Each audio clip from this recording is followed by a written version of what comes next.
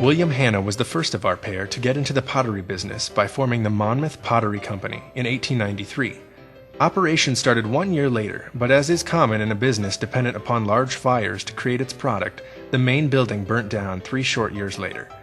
This might have been the end of Monmouth Pottery, at least Monmouth Pottery located in Monmouth, because the city of Colchester, Illinois tried to lure the pottery to rebuild nearer to the clay mine located in their city.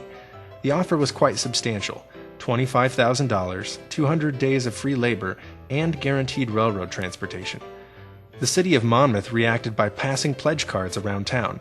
Local citizens could pledge money or could pledge their labor at 60 cents on the dollar. Also, local tradesmen offered free use of horse teams to entice them to stay. Hanna and Monmouth Pottery decided to stay, and by 1899 was proclaiming itself the largest pottery in the world. Also at the turn of the century, showing community pride or perhaps gratitude for the fight to keep them in Monmouth, Monmouth Pottery adopted the maple leaf as its logo. Before this, the company had used many logos.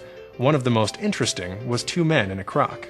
They started, Monmouth Pottery Company was the first one started in 1893, and they ran until 1906 and then a guy by the name of Weir bought the Alexis Pottery because he invented the little wire closure canning jar, and he went to the guy that owned Monmouth Pottery Company and tried to get him to make them, and they couldn't get together, so he said he already was a wealthy man because of the Weir Plow Company.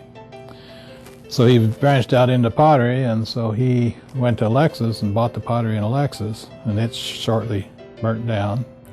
So then he built the plant in Monmouth, which is where Western Stoneware is now. That was the original Weir plant. The fruit jar was apparently successful, as it was reported in a 1903 issue Ladies' Home Journal that H.J. Heinz Company ordered 1 million of these jars for packaging its preserves and apple butter.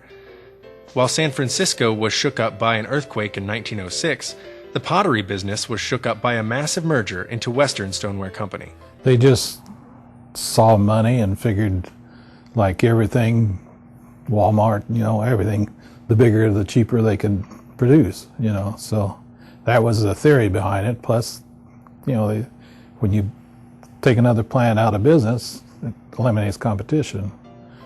Western Stoneware was formed by the merger of Monmouth Pottery and Weir Pottery, along with 5 other area companies: Macomb Stoneware Company and Macomb Pottery in Macomb, Illinois, D. Culbertson Stoneware Company in Whitehall, Illinois, Clinton Stoneware Company in Clinton, Missouri, and Fort Dodge Stoneware Company in Fort Dodge, Iowa.